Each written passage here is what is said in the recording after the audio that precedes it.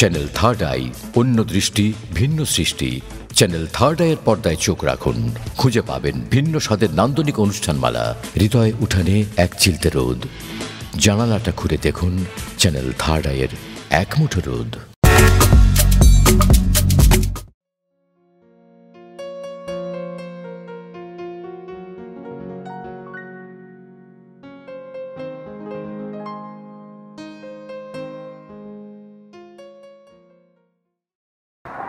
ভাইয়া, কি রে? তোমাকে বড় ভাইয়া ডাকছে। একটু পরে আসি। ভাইয়া, কিছুদিন ধরে তোমার মন মরা লাগছে, কি হয়েছে বলো তো? কিছু হয় না, আমি ঠিক আছি। ভাইয়া, আমি তো তোমার বোন, তাই না? আমার কাছে তুমি লুকাচ্ছ? আরে না, তেমন কিছু না। ভাইয়া অফিসে যায়নি আজকে? না, এখনই বের হবে, কিন্তু তোমার সাথে যেন কি জরুরি কথা আছে, শেষ করে তারপর যাবে। জরুরি কথা আমার সাথে? তাহলে তো দেরি করা যাবে না, চল তো। চলো।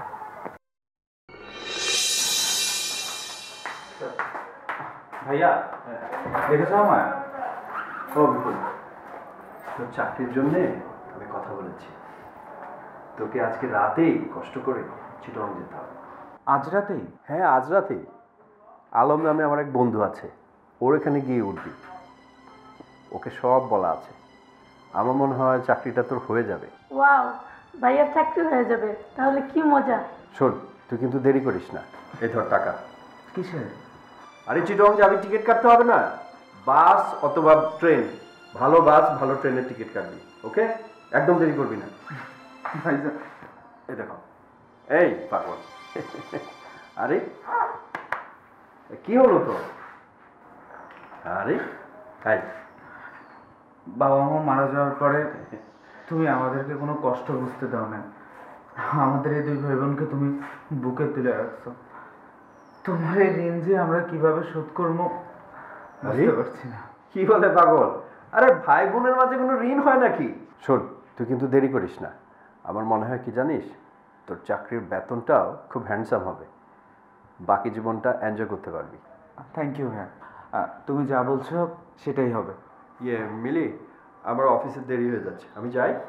তুই একটু ওর কাপড় চোপড় গুছগাছ করে দিস। ওকে? সাবধানে যেও ভাইয়া। হ্যাঁ ঠিক আছে। চলো, আমি তোমাকে রেডি করে দিই।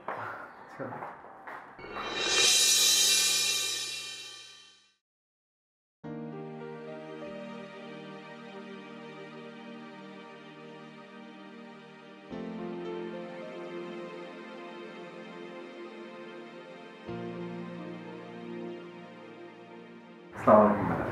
বসো। ম্যাডাম, আপনি আমাকে ডেকেছেন? হ্যাঁ, বসো। বাবুল, আমি একটা সমস্যায় পড়েছি। কি সমস্যা ম্যাডাম? সমস্যা আসলে আমার মেয়েকে নিয়ে। তুমি তো জানো, আমার হাজবেন্ড মরে যাওয়ার পর আমি আর বিয়ে শাদী করিনি। মেয়েটাও একা একাই বড় হয়েছে, কিন্তু ওর সাথে যে ছেলেটার সম্পর্ক ছিল, ছেলেটা ওর সাথে চিট করেছে। সারাদিন কি করে জানো, ঘরের মধ্যে বসে বসে কান্না করে। আমি ওকে সুস্থ করতে পারছি না। আচ্ছা, তাহলে তো মুশকিল। হ্যাঁ, মুশকিলই তো। কিন্তু গতকাল রাতে এসে আমাকে একটা কথা বলল। কি কথা ম্যাডাম? ও বলেছে ও নাকি যত তাড়াতাড়ি সম্ভব বিয়ে করবে। এটা তো অনেক ভালো কথা ম্যাডাম। আপনি একটা ভালো ছেলে দেখে ওকে বিয়ে দিয়ে দেন, তাহলে সে ট্রমা থেকে বের হয়ে আসতে পারবে। আমিও সেটা ভেবেছি, আর সেজন্যই তো তোমাকে ডেকেছি। আমাকে? আমার কাছে তো তেমন কোনো পাত্র। বাবুল, আমি আসলে চাইছি তুমি আমার মেয়েকে বিয়ে করো। ম্যাডাম, এসব আপনি কি বলছেন? আমি? হ্যাঁ বাবুল, তুমি। কারণ তুমি যেভাবে আমার ব্যবসা প্রতিষ্ঠান আগলে রেখেছো, তুমি আমার মেয়েকে ভালো রাখতে পারবে। কিন্তু ম্যাডাম, আমার জানা মতে আপনার মেয়ে তো বয়সে অনেক ছোট, আর আমার বয়স তো আপনি জানেন। পুরুষের বয়স কোনো ব্যাপার না বাবুল। তাছাড়া মা হিসেবে নিজের মেয়েকে যদি তোমার হাতে তুলে দিতে আমার কোনো আপত্তি না থাকে, তাহলে তোমার কেন আপত্তি থাকবে? বাবুল, প্লিজ তুমি না করো না। আমি কথা দিচ্ছি, তুমি ওকে বিয়ে করার পর তোমার যখন যে সুযোগ সুবিধা লাগবে আমি সব দিব, এর চেয়ে আরও বেশি কিছু দিব। সেটা কোনো কথা না। আমার ছোট ছোট দুটো ভাই বোন আছে, আমি চাই ওরা এস্টাবলিশড হলে তারপরে আমি আমার বিয়ের সম্বন্ধে ভাববো। আমার মেয়ে ফারিয়া আর যাই কিছুই হোক না কেন, ও ওর মন মানসিকতা খুবই ভালো। সে তোমার সংসারে যে কোনোই অশান্তি করবে না।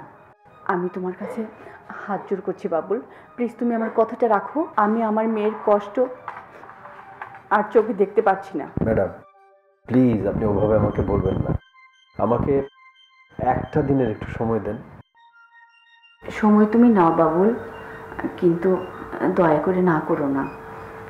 এই অসহায় মাকে উদ্ধার করো প্লিজ ম্যাডাম, প্লিজ।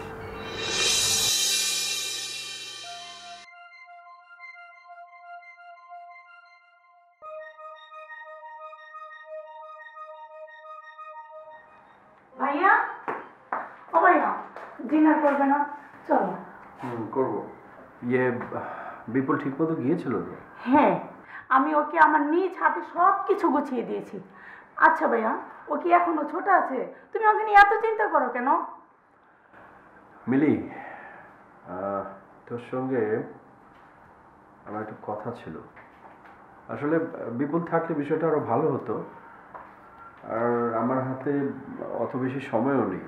কি কথা ভাইয়া, বলো। কথাটা হচ্ছে মানে আমি ঠিক আছে, চল ডিনার করি। আচ্ছা চলো। ও আমার মিষ্টি বাবি, আমার যে কি খুশি লাগছে, আমি তো বিশ্বাসই করতে পারছি না যে আমার ভাইয়া বিয়ে করেছে। আমাদের বাড়িতে একটা মিষ্টি বাবি এসেছে। জানো বাবি, একা থাকা যে কি বোরিং, খুব কষ্ট হতো আমার। এখন থেকে আমি আর একা না, আমার তো ভাবি এসেছে, আমরা দুজন বন্ধু হয়ে গেলাম। ও তোমরা তো অনেক টায়ার্ড, তাহলে আমি আর ডিস্টার্ব না করি, তোমরা থাকো, আমি যাই। টাটা। ফারিয়া বস।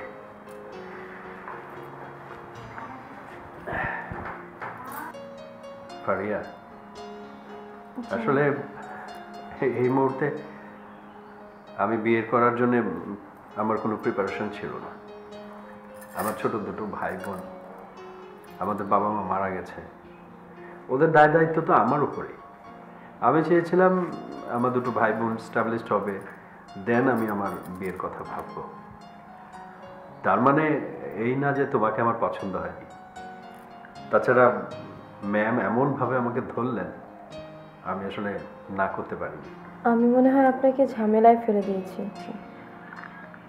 না ফারিয়া, ঝামেলায় ফেলুন। আমি তোমাকে পেয়ে অনেক খুশি। আমার তোমার কাছে একটা ছোট্ট শর্ত আছে। কি শর্ত? যতদিন পর্যন্ত আমার আর তোমার মাঝে ভালো আন্ডারস্ট্যান্ডিং না হবে, ততদিন পর্যন্ত আমরা জোর করে কিছু আদায় করার চেষ্টা করব না। আপনি কি জানেন, আপনি খুব ভালো একজন মানুষ। ভালো কিনা জানি না ফারিয়া, কিন্তু তোমার সাথে আমার বয়সের অনেক ডিফারেন্স। তাই আমি চাই তুমি আমাকে বন্ধুর মতো ভাবতে চেষ্টা করো, তারপর সব কিছু হবে। আপনি যা চান তাই হবে। আচ্ছা, আমি তো আপনার ছোট ভাইকে দেখলাম না, সে কোথায়? ও চিটংয়ে একটা চাকরির ইন্টারভিউ দিতে গিয়েছে, কাল চলে আসবে। ফারিয়া, তুমি তো অনেক টায়ার্ড, তুমি রেস্ট নাও। হ্যাঁ প্লিজ, আমি লাইটটা অফ করে দিচ্ছি। ওকে? শুনো ভাইয়া, বিয়ে কি আর সাদে করেছে? ভাইয়া আমাকে সব বলেছে। ভাইয়ার অফিসের ম্যাডামের একটা চাপ ছিল। বিপুল, জি ভাই, তুই কোনো চিন্তা করিস না, তোর চাকরিটা কিন্তু হয়ে যাবে। আমার বন্ধু আলমকে আমি বলে দিয়েছি। আসলে ভাইয়া, আমি কিছুদিনের জন্য একটু ঢাকার বাইরে যেতে চাচ্ছিলাম। বাইরে যেতে চাচ্ছিস মানে? না মানে আসলে আমার একটা বন্ধু সিক, ওকে একটু দেখার জন্য টাঙ্গাইলে যেতে হবে। তোর ভাবি নতুন বাড়িতে আসলো আর তোর এখন বাইরে যাওয়ার হলো, তাই না? কয়েকটা দিন পরে যা। তুমি যদি না বলো তাহলে যাবো না। দাদা, আমি যেতে মানা করছি না, কয়েকটা দিন পরে যা। বুঝলি? তুই কিন্তু তোর ভাবির দিকে খেয়াল রাখিস, কখন কি লাগে না লাগে। তুমি তো 2-1 দিন ছুটি নিতে পারো ভাইয়া। আরে না না, আমার অফিসে প্রচন্ড কাজের চাপ, বিদেশি বায়ার আসবে, বুঝছিস, এখন ছুটি নেওয়াই যাবে না। ঠিক আছে। ফারিয়া, কি হয়েছে তোমার? ইদানিং দেখছি তুমি আমাকে খুব এড়িয়ে চলছো। ফারিয়া, ফারিয়া, এই ফারিয়া, আরে কোথায় গেল? বাথরুমের লাইটটাও তো নিবা। আমাদের তো সেটাই করা উচিত, তাই না?